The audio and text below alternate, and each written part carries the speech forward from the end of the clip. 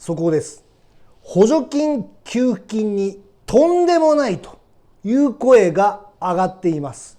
岸田首相が決定、秋開始の給付金補助金に全国民一律で10万円給付しろの声ということで、そこでお話しさせていただきたいというふうに思います。で、何のことか、何に対して全国民一律10万円給付しろの声が上がっているかというところですが、先日発表になった給付金あるいは補助金に対して不公平だという声がめちゃくちゃ上がっているということですね。その国民の声、ご意見についてまとめましたので、早速速報でお話したいというふうに思います。で、今日この動画をご覧になっていただいている方は、個人の方でご覧になっていただいている方がほとんどだと思います。給付金に関しての新しい情報が出たらすぐに知りたいという方、あるいは給付金の申請が始まったらできるだけ早く申請をしてできるだけ早く給付をされたいと、あるいは給付を確実に完了させたいというふうに思っていらっしゃる方がご覧になっていただいているパターンがほとんどだと思います。新しい給付金の情報が出ましたらすぐにこのように動画でお話しさせていただきますので、ぜひチャンネル登録していただければと思います。チャンネル登録しておいていただくと、新しい給付金の情報が出たときにすぐにご覧になっていただけるようになります。早速いきたいと思います。まず新たに決定したこの給付金補助金については、先日お話しさせていただいたように6月の21日先週ですねの週末に発表された物価高対策として電気代の補助が8月から3ヶ月間出ますというところと、2つ目としては年金受給者あるいは低所得者に対しての支援金ということで、秋に向けてその給付金の検討というのを与党に指示をしましたというところですね。もともと岸田首相が6月の中旬、6月の10日ぐらいに、今回6月から始まった定額減税に続く新たな給付金について検討しますと。新たな給付金とか減税とか補助金について意欲を示したというニュースがありました。で、その後、6月21日、新たな給付金、あるいは補助金というところについて発表がありました。先ほど言ったように、電気代が8月から3ヶ月間、補助がもう一回復活して出ますよというところですね。ガソリンの補助金も年内まで延長するというところです。一回この7月で一回途切れるんですけれども、8月から復活して3ヶ月間電気代あるいはガス料金の補助金が出ると、物価高の対策ですねということで出るというところです。これはおおむねいい反応だったんですけれども、この2つ目、年金受給者あるいは低所得者に対する支援金ということで、この秋に向けて与党に指示と、給付金の検討を与党に指示ということなので、事実上そこで給付金が出てくると、この年金受給者低所得者に対して給付金が出てくるというところです。その背景としては物価高の影響がより大きいだろうと、低所得者あるいは年金受給者に関しては物価高の影響が大きいので給付金の検討をしていくということですね。これはおそらく秋ぐらいに出てくるというところだと思います。ただそれに対してはまた不公平じゃないかということで声がめちゃくちゃ上がっているというところです。それが先ほど最初に言った全国民一律10万円給付しろの声と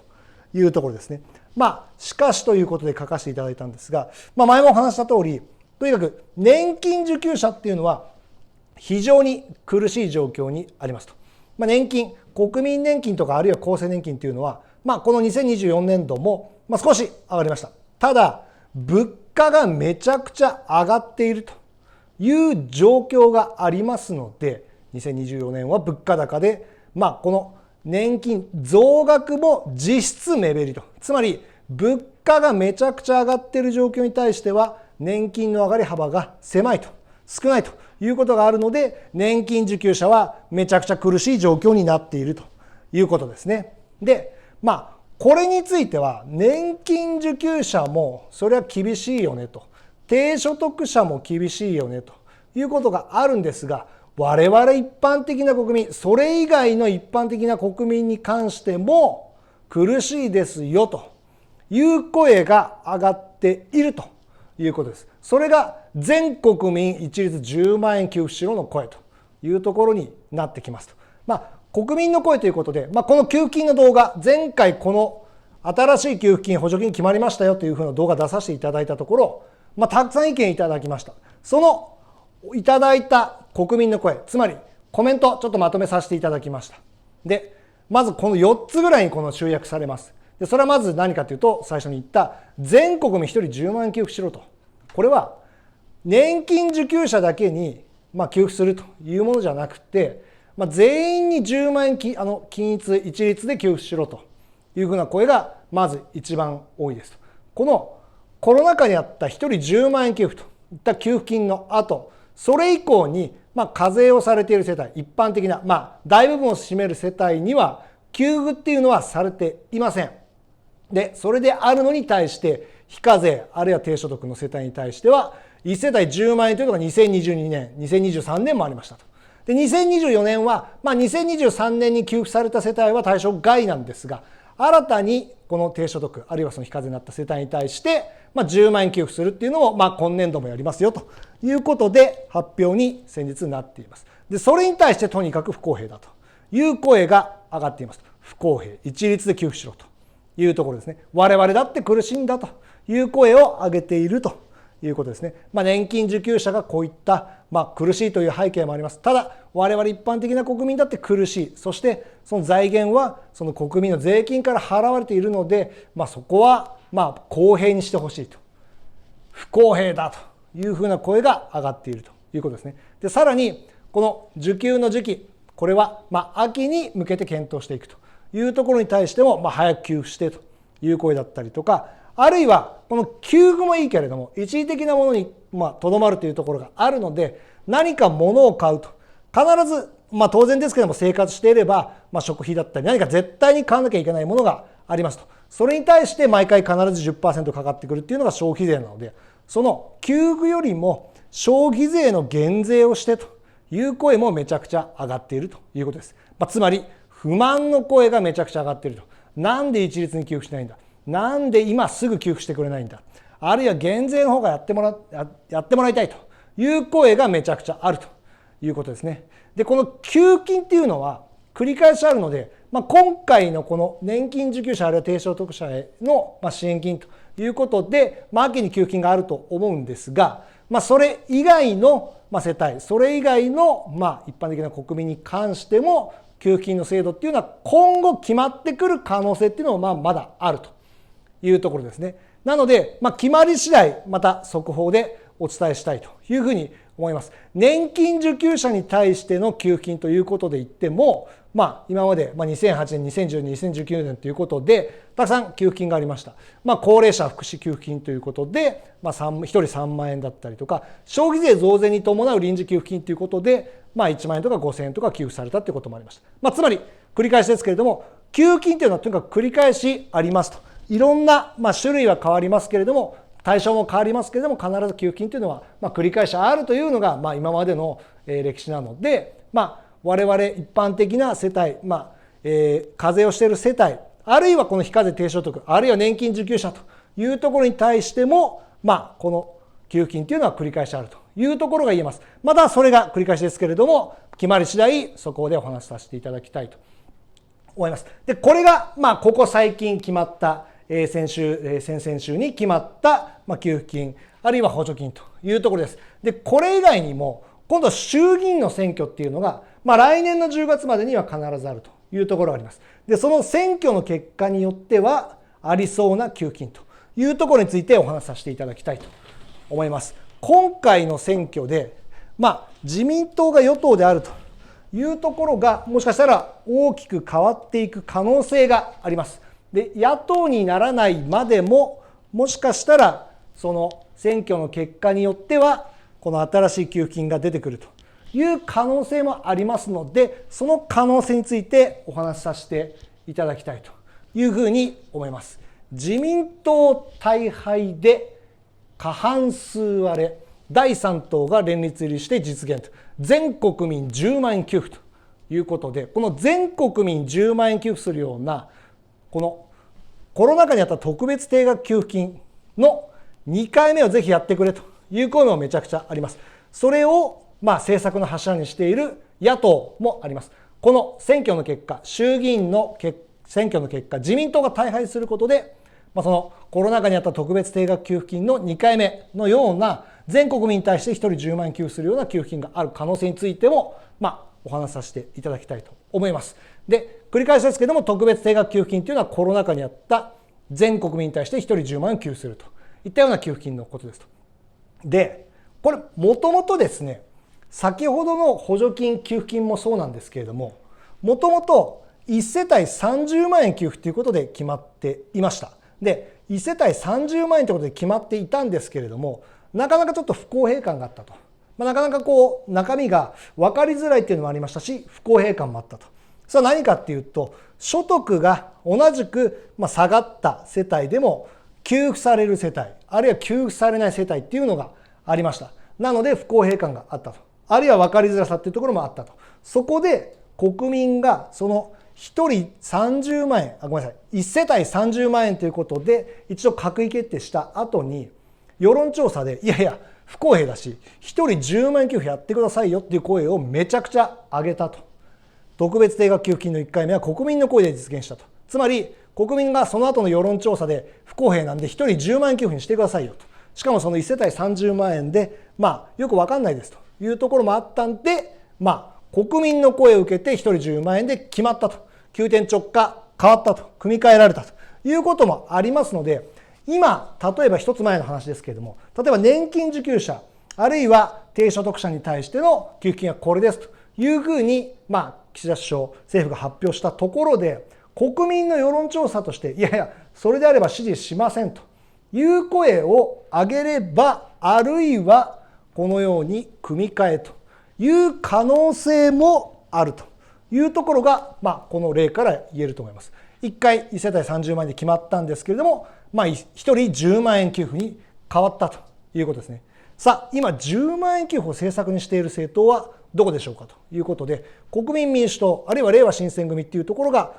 10万円給付ということを言っていますと。国民民主党はインフレ手当として10万円。あるいはれいわ新選組は春夏秋冬、春夏秋冬で、四半期に1回、3ヶ月に1回1人10万円給付すると。その財源もありますということで言っています。ただ、この特別定額給付金の1回目っていうのは自民党とか公明党、いわゆる与党で検討されたのに対して、今10万円給付を政策にしている政党っていうのは野党にとどまるということです。それを大逆転して給付されるシナリオというところについてお話したいと思います。国民の声としてはとにかくコロナ禍より苦しいというものがあります。それは物価が上がっているのに給料は上がってないというところがあります。国民生活が苦しいと。それを受けて、岸田首相、あるいは自民党、あるいは内閣のめちゃくちゃ低い支持率ということになっています。ただ、岸田首相はなんとかこの政権を維持するために支持率をアップして解散をしたいというところを狙っています。支持率アップを狙っているということですね。この6月の通常国会の期末で解散というところはおそらくなかったというところになります。今後解散があるとすれば7月、来月ですね、七夕に東京都知事選があって、で9月に自民党総裁選があります。自民党総裁選をもって新しい総裁で解散をしていくという可能性もあります。あるいは11月、アメリカ大統領選があります。その後に解散する、12月ぐらいに解散するんではないかと。そういうようなタイミングも言われています。とにかく国民の支持率を上げて解散したいというふうに思っていますので、こういった補助金、国民の声を受けて、新たに1回決めたものを組み替えて決定する、あるいは新しいものが決まってくるという可能性はありますと。で、この岸田内閣の最新の支持率ということでは、6月の10日に発表になった NHK ですね。NHK っていうのはより与党に沿った結果っていうのをより出しやすい、そういうようなメディアじゃないかなっていうふうに私はちょっと自覚してるんですけども、その NHK ですら支持率 21% ということで、過去最低を更新しているというところですね。ただ岸田首相は諦めていないと。なんで諦めていないんですかと。この実は特別定額給付金、全国民10万円給付するような特別定額給付金の1回目っていうのは実はコロナ禍にあったんですけれども、この給付をする2020年の5月の前、2020年の4月は安倍内閣でしたと。安倍首相としても苦しいという時期にありました。支持率なんとこの 21% に迫る 23% でしたというところです。それがこの5月の給付によってなんと倍増 38% ということで支持率が急回復したというところもあります。岸田首相は最近補助金あるいは給付金あるいは減税も少し検討しているというふうに言われていますが、そういったことでとにかくこの支持率を上げられるというところを狙っているということですね。ただ我々国民はめちゃくちゃ怒ってますと。コロナ禍よりも苦しいといったような国民生活の中でめちゃくちゃ低い支持率になっているので、もし解散したとしても自民党を大敗して過半数割れということで、自民党と公明党で与党を維持できないということになる可能性もありますと。で、そうなると連立政権になりますけれども、維新とかあるいは立憲民主党が組むってことはちょっとありえないので、近い政党、国民民主党、自民党と政策協議してたりとか、あるいは与党入りも協議されたこの国民民主党が、自民党、公明党と一緒になる可能性はあるんじゃないかなというふうに思ってます。で、そうなると自民党、公明党でちょっと議席を減らすので、そのまま党の代表をそれぞれ自民党も公明党も首相として推せないということになると、議席をおそらく少し増やしてくるこの国民民主党の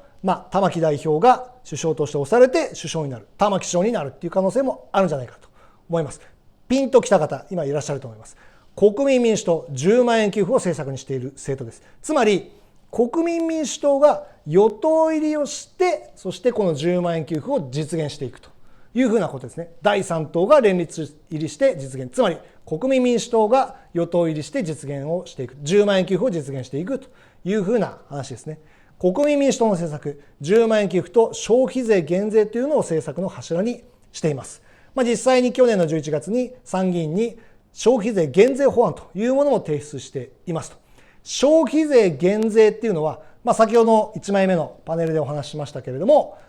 やっぱり一回一回物を買うごとに毎回かかってくるんで、非常にこの負担が大きいと。あるいはそれがなくなれば経済的影響が持続しますし、消費の刺激にもなって景気が上向くという声もあります。消費税減税が望まれているというところですね。で、国民民主党に聞いてみたということで、先週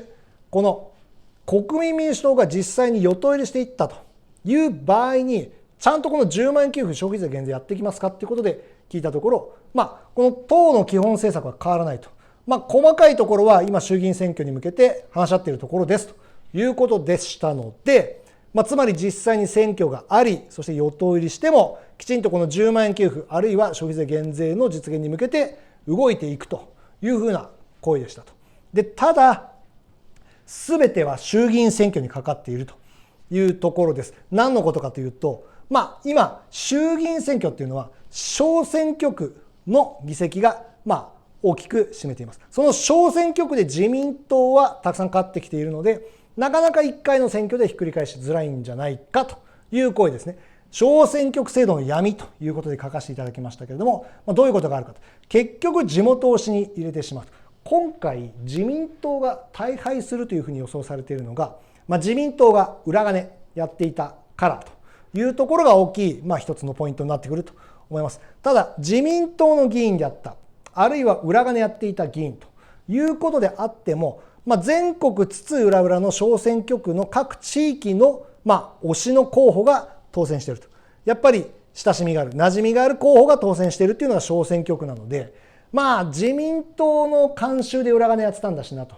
いうことで、その候補のことはあまり責めずに、その地元の人たちはその候補にまた投票してしまうと。そしてまた当選させてしまうというふうな闇もあります。あるいは与党アドバンテージ。つまり自民党が政権をひっくり返されてしまうというところまでいかないのであれば、じゃあ自民党に入れておこうと。自民党多分勝ちそうだからなと。自民党の議員、つまり与党の議員が地元の議員でいてくれた方が、地元にとっていい政策をしてくれるんじゃないかというふうに思うということですね。そういう与党アドバンテージもあります。つまり裏金議員すら再選しがちというふうな小選挙区制度の闇というものがあります。衆議院選挙の結果の予想を春に出してみました。週刊文春の自民党公明党の議席がどれぐらい減るかというところと全く完全一致しました。83議席減というところで完全一致しました。裏金議員、あるいはそれ以外の議員、裏金議員は5割、あるいはそれ以外の議員、自民党の議員は2割負けてくるということで、入れたところ、今260議席が177議席に減ってしまうんではないかと。あるいは公明党に関しては、今回の裏金に関しては全く関係ないというところもありますし、自民党から今回は野党に向かって議席数あるいは票が移るという可能性がありそうなので、その割れる選挙となれば意外とこの組織票に支えられている公明党は強いんじゃないかということで、そのままの議席意外と確保してくるんじゃないかなということで私は予想しました。ただ自民党がめちゃくちゃ議席を減らすので、自民党公明党で209議席ということで、定数465の過半数233を大きく割ってくるということですね。国民民主党に今週ですね、改めて議席どれぐらいになるかということを予想するために、立候補者どれぐらい立てますかということで聞いてみました。前回は21名立候補させて当選が11名ですと。今回は現職7名いますと。あるいはホームページに31名の擁立予定、立候補公認予定という方が載っていましたので、合計で大体40名ぐらい立候補するんですねということでお伺いしたところ、大体そんな感じですねと。でそれの増減についてはまだちょっと未定ですけれども、大体それぐらい予定しますということなので、この前回21名で11名当選ということで高い当選率ということもありますし、現職7名っていうのもいますので、もしかしたら30名ぐらい当選してくる可能性もあると。国民民主党最近勢いがありますので、30名ぐらいもし当選してくるということになれば、この209名と合わせて与党入り、そして過半数233を超えるということになるので、この10万円給付あるいは消費税減税というものを実現していくと。第3党が連立入りして実現、国民民主党が与党入りして全国民10万円給付というものを実現していくというふうなシナリオも考えられます。これがもしかしたらある可能性がある補助金と給付金というシナリオについてです。そしてさらに今回の自民党のこの議席の減はそんなものじゃないよという予想もありますと。自民党が大敗して第3党が連立して、そして補助金給付金を実現していくというところにとどまらずに、もし解散したとしても本当に大敗してしまって政権交代させられてしまうと、もう自民党は与党でなくなってしまうというふうな可能性についてのシナリオです。そうなるとどういうような補助金があるかというところについてお話したいと思います。給付金の給付が早まる、どういうことかということですね。4月の11日に週刊文春が近い未来の現実を見せたということで、全選挙区に対して緻密に予想を立てて、その結果自民党大敗ということを予想しましたということですね。2021年の衆議院選、あるいは2022年の参議院選の得票数、あるいは政党の支持率の変化から導き出した今のトレンド、あるいは103の激戦区、つまり勝敗は分からないよというふうな選挙区に関しては、現地の取材も言ってると、これ以上は無理っていうぐらい緻密に予想を立てて、その全選挙区細かくやった結果、自民党が大敗するっていうことを出してきましたと。4月11日、衝撃でしたね。週刊文春が近い未来の現実を見せたということで、どれぐらい負けるか。自民党、公明党で過半数割れ、野党の大連立政権も可能になるということですね。今までは政権交代まではないと思われてたんですけども、いや、これあるぞと。政権交代がある前提で今動き出しているということです。そして4月22日に週刊現代も追撃法として、同じく緻密に予想して、同じレベルの大敗を予想していると。まさに週刊文春、あるいは週刊現代が自民党をぶっ壊すということで、政権交代の可能性について現実を見せたということですね。で、この給付金の給付が早まるってどういうことかっていうと、この自民党、公明党に先ほど言ったように国民民主党が入って、実現、1人10万円給付というのを実現していくということに対して、この野党大連立になると、いろいろな政党の調整が難しいんじゃないかと思いがちなんですが、野党っていうのは、大半が、というか、総じて、この国民に還元するっていうことを政策にしている政党が多いと。国民民主党10万円給付ということで言ってます。先ほどから言ってます。れいわ新選組、秋華秋党10万円給付ということで言っています。そしてから維新ですね。維新に関してはベーシックインカムということで、毎月6万円とか10万円給付しますということを言ってます。ちょっとこれについては後でご説明します。でそれから立憲民主党も1世帯3万円給付ということで言っています。つまり、野党の政策というのはとにかく国民に還元、給付金とか補助金とか出すというふうな政策を、この政策の柱にしている政党が多いので、野党の大連立政権になった方が給付金の実現、給付金の給付が早まるという可能性は高いんじゃないかなというふうに思っています。で、ベーシックインカムというところに関しては、今まで動画もいくつか出させていただきましたけども、日本維新の会が言っているベーシックインカムが有名ですね。所得制限なく、性別、年齢制限もなく、全国民一定額を定期的に継続して給付と。国民1人当たり毎月6万円から10万円ということなので、もし10万円ということになれば、年間120万円ということで、年間150兆円の予算規模になるんですけども、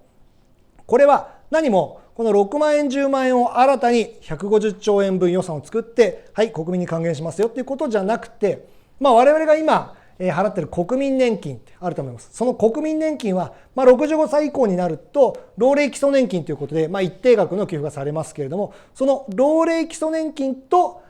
一緒に一体化して、国民1人当たり毎月6万円とか10万円とか給付してきますよっていう、そういった設計になってるんですけれども、この実現をこの日本維新の会は政策の柱にしていると